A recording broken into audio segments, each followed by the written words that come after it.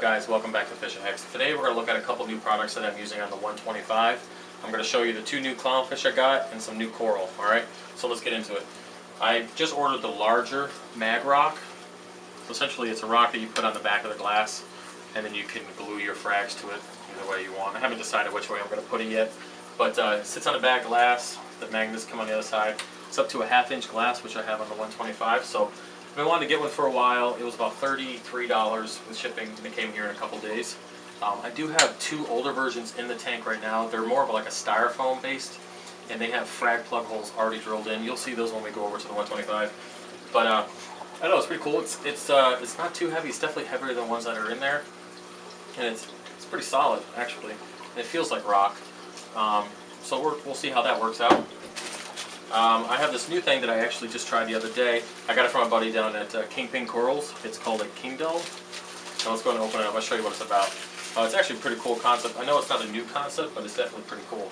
He kind of put his own twist on it. So essentially it's a rock, okay, flat bottom, and it sits on the bottom of the tank or wherever you so choose. And then you put your frag plug in here, okay. It allows it to grow. So I'm going to use it for acans and blastos and we'll see, probably maybe zoanthids. We'll see how it goes. But basically, you put your frag plug in, it will grow out around on the plug, and then when you're done, you just pop this frag plug out, and then you can put a new one in, and it will encrust on the frag plug again.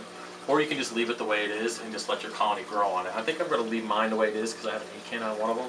Just kind of let it grow out, and then in time you can cut this up to pieces when you decide to frag it. So this is pretty cool.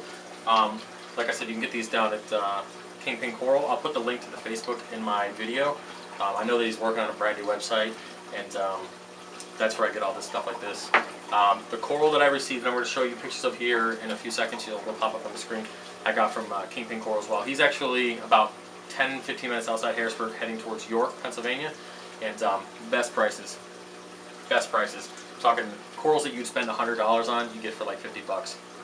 I know that he ships overnight as well. And he ships anywhere in the United States. So what I'll do is I'll put the link to the Facebook, and when we get the new website up, I will send it to you as well. And on top of that, because I want to help you guys out, I want you to be successful, you go ahead and tell him that Fish of Heck sent you, and you'll get another 10% off your order altogether. And he's got a really good deal with shipping as well. You're not going to find any better shipping price on top of that. So let's go ahead and move over to the 125, and I'll show you everything I did. All right? All right, guys, we're at the 125 now. Let me show you the other two frag racks that I added. Well, they're not frag racks, but mag rocks, kind of slash frag racks, because they have holes drilled into them already. So we have this one here. It actually has 5 different holes in it. And it's really light. It's like a styrofoam with, I'd say, like a kind of like a protectant sealant over it. And like I said, it has holes drilled in already. The magnets on both sides, and it holds up okay on the 125. It's a little loose just because the glass is 1/2 inch thick, but other than that, it works pretty good. It really allows me to get some of the SPS off the frag rack and up higher on the light without having to bring the entire frag up there. And it kind of adds a little bit of depth to the tank. This one over here has 7 holes in it. And again, same concept, same kind of styrofoam, the same type of material, and it has like a painting on it, coralline and crust on it. I know that my buddy who used it previously actually had coralline growing on it. It was no problem. But it really does allow the frags to kind of come up. I put some acros, bird's nest on there, and a Monte cap. So we'll see how they do, and we'll see how that works. And it's staying in place right now. And again, it kind of adds some depth to the tank. So now let's go ahead and we'll install this one. I just have to decide which way I'm going to put it. This way or this way. I'm not really sure. Decision's right. I think I'll put it in this way, and I'm going to go around the camera there and show you how I put it in.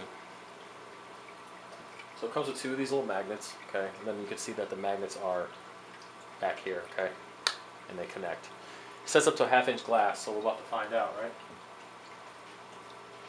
Let's go ahead and put this in here.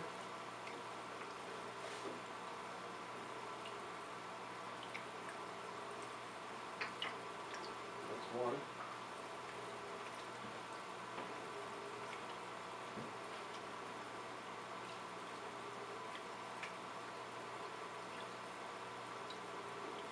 Tricky with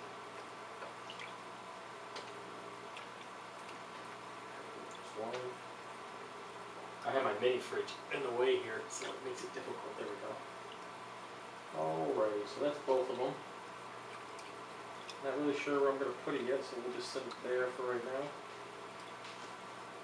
Alright, so it's holding. So far, so good. I don't think I'll keep it there, and boy, is it definitely white compared to the rest of the tank. Man, it stands out like crazy. So my plan for this is I'm actually going to use, what is it, the epoxy, the two-part epoxy from Two Little Fishies, I believe it is. I believe it is from them. And, you know, it's just kind of squeeze it together. I'm going to put frags onto there. I'll probably put that red Fire Digitata that I just got, the brand new one. And I'll probably put some Monty caps on there and some acros, because, you know, they're going to be on there essentially permanently.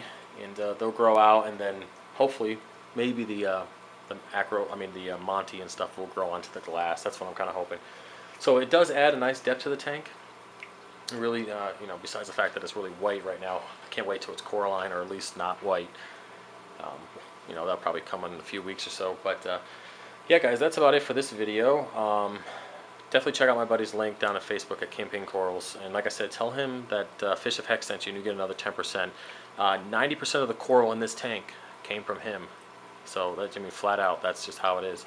I go to people that are reliable, who take care of me, and in turn I take care of them. So I'm not getting paid for any of this. I'm not getting any incentive. There is nothing. Basically, I want you guys to be successful. I want you to have the best chance of being successful. And then when it comes to coral, you need to have a good source that's reliable, and also, you know, cost effective. There's no reason for you to go out and spend $100 on, you know, an acan colony, and then you know, have it die during shipping. It's just not acceptable. So like I said, his new website will be up soon, but until then, check him out on Facebook. He's got pictures of everything that he uses. I'll link some pictures at the end of this video. Check out some of the corals that he has. And like I said, tell him I sent you. His name is Sean. And if you live in Pennsylvania, like I said, he's not down towards York, Pennsylvania, just like a little after New Cumberland. And he's got his shop there, and the guy moves like 200 to 300 pounds of coral a week. I'm telling you, he's no joke. He takes care of business, man.